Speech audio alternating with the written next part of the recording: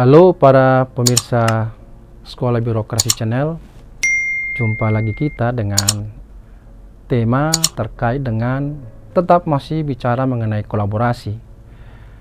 Karena ini yang sedang dihadapi oleh para pimpinan di birokrasi, baik di level kementerian, lembaga maupun pemerintah daerah. Kali ini kita bicara mengenai 15 strategi kolaborasi yang efektif di dalam tim kerja. Kerja tim adalah fitur utama dari banyak organisasi yang sukses. Bekerja sama dengan orang lain dan berbagi ide dapat mendorong inovasi, dapat meningkatkan efisiensi dan mengarah pada peningkatan produktivitas. Mengetahui cara memotivasi pegawai untuk berkolaborasi merupakan keterampilan penting untuk membantu menciptakan lingkungan yang kohesif dan berorientasi pada tim. Karena itu sangat penting untuk membangun strategi berkolaborasi. Nah, apa yang dimaksud dengan strategi berkolaborasi? Strategi kolaborasi adalah bagaimana pihak pimpinan itu mendekati kerja tim di dalam organisasi dengan sebuah strategi tertentu. Strategi ini terkait dengan cara di mana organisasi mempromosikan atau mengharuskan pegawai bekerja sama untuk mencapai tujuan dan menyelesaikan proyek atau kegiatan yang dibebankan kepada tim dengan efektif. Nah, 15 strategi kolaborasi tersebut kita bisa urai antara lain. Yang pertama, pimpinan yang mencontohkan. Jadi perilakunya pimpinan itu menunjukkan kepada pegawai cara bekerja sama yang bisa lebih efektif daripada memberitahu mereka. Berkolaborasilah dengan rekan-rekan pegawai yang ada di bawah kewenangan Anda sesering mungkin untuk memodelkan perilaku yang ingin Anda lihat di tim Anda. Mintalah ide dari orang lain dan gunakan saran mereka. Jadwalkan dan atur sesi brainstorming dengan sekelompok pegawai. Mintalah kepada tim Anda untuk meninjau laporan atau proposal yang sedang Anda kerjakan dan berikan umpan balik. Ketika pegawai Anda melihat bahwa Anda terlibat dalam sebuah kegiatan, hal tersebut dapat membantu memotivasi mereka untuk ikut berpartisipasi. Strategi yang kedua adalah tinjau misi dan nilai organisasi. Karena itu pimpinan harus bisa meluangkan waktu untuk meninjau pernyataan misi dan nilai-nilai organisasi yang dipegang oleh Anda dan para pegawai Anda. Upayakan hubungkan misi ke tujuan Anda sehingga pegawai memahami apa alasan dibalik aktivitas tertentu yang dibebankan kepada mereka, seperti proyek yang dilaksanakan oleh tim yang dibentuk. Jelaskan bahwa organisasi sangat menghargai pegawainya dan ingin setiap orang didengar dan dihormati yang dapat membuat mereka berhasil. Strategi yang ketiga adalah tetapkan tujuan yang terukur. Nah, tetapkan tujuan yang jelas kepada setiap tim yang diberi proyek atau tugas sehingga mereka itu mengetahui tujuan mereka dan bagaimana Anda itu selaku pimpinan mengevaluasi pekerjaan mereka. Cobalah untuk menghindari subjektivitas dan buatlah tujuan yang terukur dan pasti. Tujuan Anda selaku pimpinan itu harus mencakup tenggat waktu untuk tugas atau untuk setiap fase, setiap proyek atau kegiatan yang lebih panjang. Pertimbangkan untuk membuat ringkasan proyek atau kegiatan dengan semua informasi penting yang dapat ditandatangani oleh anggota tim di awal-awal proyek atau kegiatan dilaksanakan. Strategi yang keempat adalah pertahankan ukuran grup yang sesuai. Ini tentu bergantung pada cakupan proyek atau kegiatan yang Anda bebankan kepada tim. Cobalah untuk mengoptimalkan ukuran tim. Untuk proyek atau kegiatan yang lebih besar mungkin memakan waktu beberapa bulan dan akan melibatkan berbagi tugas, sehingga itu Anda memerlukan kelompok yang lebih besar. Sementara untuk tugas kecil, misalnya membuat rencana untuk mengenali siapa vendor atau supplier yang sering Anda gunakan di setiap kegiatan, maka tentu mungkin hanya membutuhkan 1 atau 2 orang saja. Selain itu, Anda juga ingin memberikan berbagai perspektif dan pekerjaan yang cukup bagi setiap anggota tim yang lain untuk mampu berkontribusi secara signifikan kepada tim.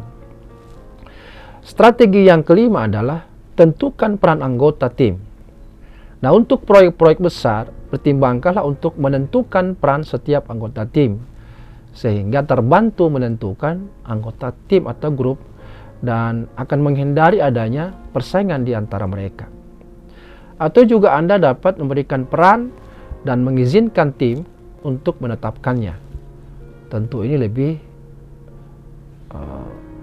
menyenangkan tentu bagi anggota tim, karena mereka sendiri yang menentukan siapa anggota timnya. Setiap anggota tim itu memiliki gagasan yang lebih baik tentang tanggung jawab mereka.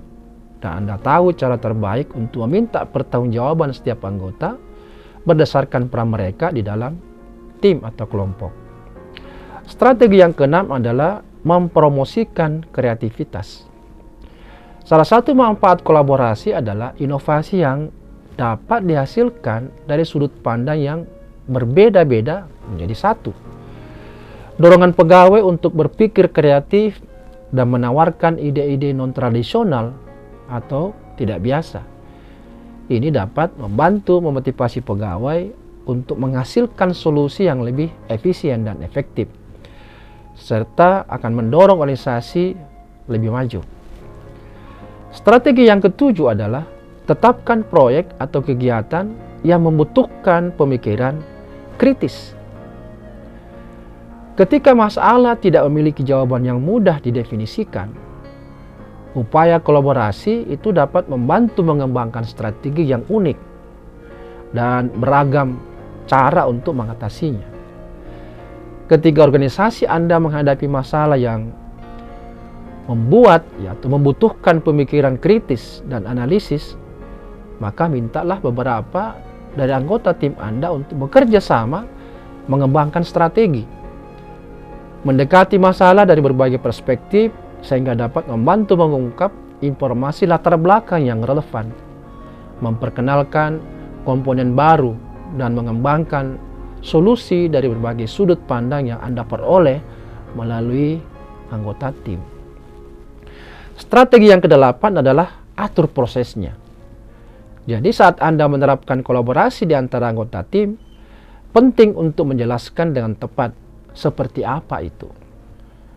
Pegawai dapat lebih memahami masalah dan tentu ingin berpartisipasi jika Anda mendiskusikan harapan Anda dan bagaimana detail prosesnya. Misalnya Anda dapat menyisihkan waktu setiap minggu untuk bisa bertemu dengan tim atau memimpin mungkin lokakarya tentang proyek atau kegiatan yang tujuannya untuk memastikan bahwa semua orang itu telah merasa nyaman dengan dinamika tersebut yang Anda setting sedemikian rupa. Strategi ke-9 adalah gunakan keterlibatan yang berkurang. Maksudnya apa ini? Dalam hal ini pimpinan harus bisa mempertimbangkan untuk menggunakan strategi keterlibatan yang semakin berkurang, di mana Anda berperan aktif dalam proyek atau kegiatan tim di awal-awal penugasan. Kemudian pada saat proyek atau kegiatan berlangsung, maka Anda mulai menjauh dari peran kepemimpinan Anda, sehingga memungkinkan anggota tim untuk mengelola peran mereka sendiri secara optimal. Strategi yang ke-10 adalah menumbuhkan keragaman dan inklusif. Perspektif yang beragam dapat membantu menghasilkan ide-ide baru dan pendekatan-pendekatan inovatif. Pastikan bahwa tim Anda itu beragam dan inklusif. Upayakan tinjau kebijakan organisasi agar pegawai itu mendapatkan perlakuan yang adil di tempat kerja, dan sekaligus untuk memastikan bahwa semua pegawai itu mematuhi standar organisasi Anda saat berinteraksi dengan orang lain. Strategi yang ke-11 adalah bagikan informasi dan sumber daya. Nah, untuk membantu memfasilitasi kolaborasi yang efektif, maka pimpinan harus bisa membagikan informasi apapun yang mungkin berguna bagi tim Anda. Anda dapat membuat daftar sumber daya, daftar kontak yang bisa dihubungi, dan pengingat penting lainnya untuk membantu tim ya menavigasi tahap perencanaan dan organisasi mereka. Strategi yang ke-12 adalah menggabungkan teknologi. Nah, teknologi ini dapat meningkatkan kerjasama antar tim, antar rekan kerja, tentu dengan cara menghubungkan orang di lokasi yang berbeda, menyediakan solusi pembuatan, penyimpanan, ya, dan manajemen dokumen yang bersifat kolaboratif, melacak tugas dan status proyek atau kegiatan, menawarkan layanan pesan antar tim, menciptakan cara untuk berbagi ide dan umpan balik dengan mitra atau pegawai lain. Strategi yang ke-13 adalah memfasilitasi komunikasi secara terbuka. Karena itu dorong pegawai untuk berbicara secara terbuka dan langsung dengan Anda dan rekan-rekan mereka. Ciptakanlah lingkungan yang menghargai kejujuran, umpan balik yang membangun, dan komunikasi yang terbuka. Ini dapat membantu tim Anda menghindari kesalahpahaman dan menangani masalah yang mungkin akan muncul, daripada membiarkannya menjadi masalah yang lebih besar. Tekankan kembali pentingnya menghormati pendapat orang lain dan bersikap profesional, bahkan ketika menangani adanya perselisihan. Strategi ke-14 adalah hadiahi kolaborasi yang berhasil.